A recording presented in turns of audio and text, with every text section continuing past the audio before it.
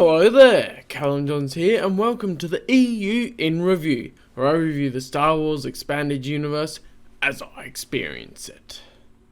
Now this time I'm going to be continuing my journey to classic Marvel Star Wars issue 108 that came out recently. It's taking a little bit longer for me in the post, so I'm trying to catch up. I got a bunch of these to catch up on recording, but yeah, I'll just get going then. So I'm on issue 15, which is written by Archie Goodwin, illustrated by Carmine Infantoni and Terry Austin. So firstly, on the cover, the helmets look like they could be inspired by Guardians of the Galaxy or the other way around. So since it's Marvel, it's likely they use the same sort of helmet design as Star-Lord. Luke says he can't swim, which makes sense as he's grown up on Tatooine. He actually falls into the water and can't swim. 3PO alludes to R2 embellishing his character, which is basically insulting him, which I think is pretty funny. It also mentions that Han and Chewie maneuvered out of the fire rings of Fornax, which actually appears in the Avengers in Hyperspace fire ring race, and has been mentioned in some other EU material, which is cool how that's connected together. It's also hilarious how Han wipes a pirate's Navi computer. So basically Han copies the stuff from their Navi computer onto the Falcons and then wipes theirs so that they can't go anywhere. That's cool. 3PO and R2 make repairs out on the hull of the Millennium Falcon. And R2 on the hull reminds me of how he is in The Phantom Menace. So George Lucas may have been inspired while R2 going out on the hull for The Phantom Menace. And lastly for this issue, Jolly's death is touching after giving her a bit more of a subplot, which is basically she was abandoned as a child and all that. I'll pop that up here.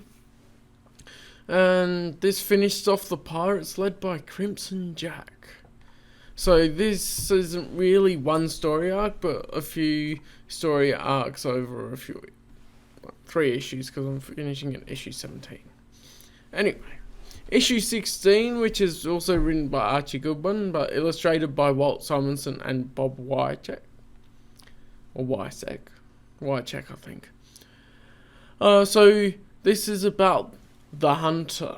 And on the cover, it gives me a Punisher vibe. And this is actually the first appearance of Valence. I'm noting to be featured in issue 108 when I get to it.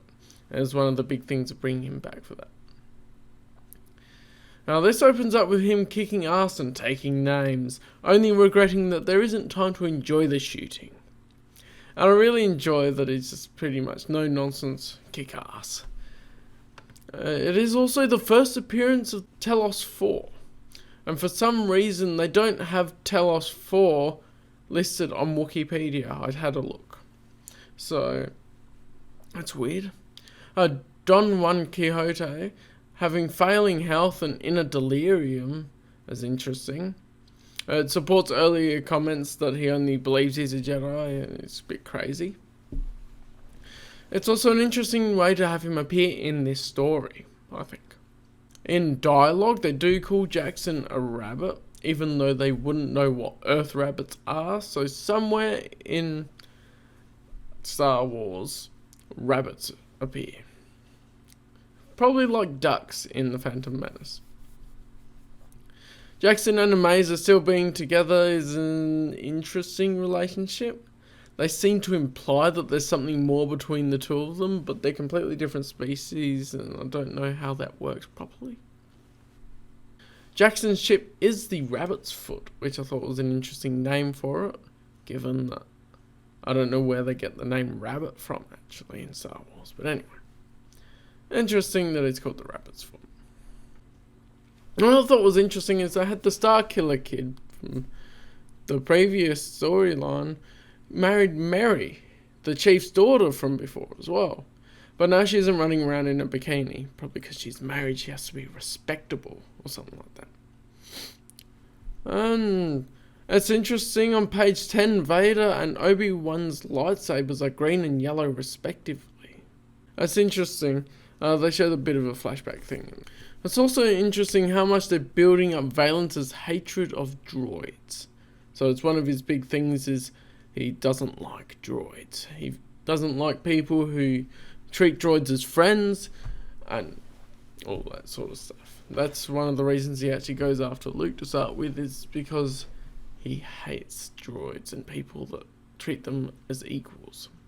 So Valance also stops his ship from getting destroyed from ramming by putting his shields up.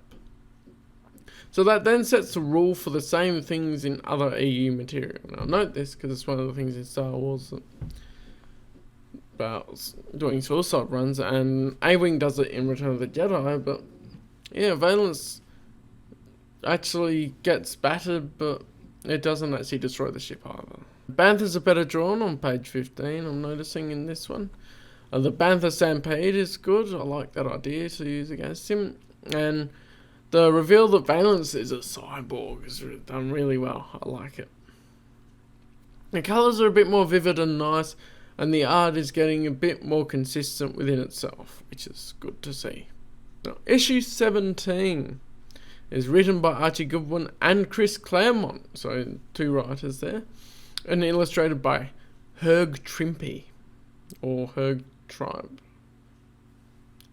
however you pronounce his name, and Alan Milgrom. And they say guest artists, so it's cool that they gave different people opportunities to work on the comics. And it's interesting how this short story is called Crucible, which is also the title of the last novel chronologically. And this is a separate storyline that's sort of removed from what's happening around it. I'm not sure why Luke is in the Falcon's cockpit by himself, but it also mentions a bounty on Wop Rats, so it does a flashback sort of thing. And it mentions a bounty on Womp Rats, and that they chewed on the evaporator cables. More reason than just practice for Luke to be shooting at them, or just for fun. And Owen and Beru look very different, more stylised towards the late 70s, which is when this comic was released in 1978.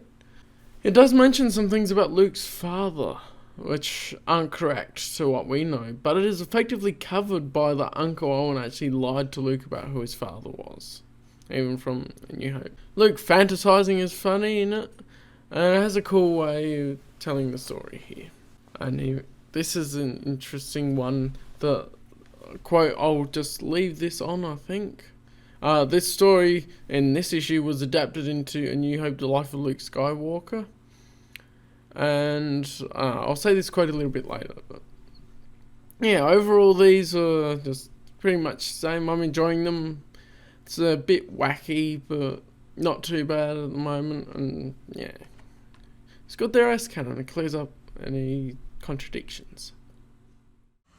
An adventure that reaches a chilling heart with the battle of the Death Star, but one that still continues even now, continues and grows.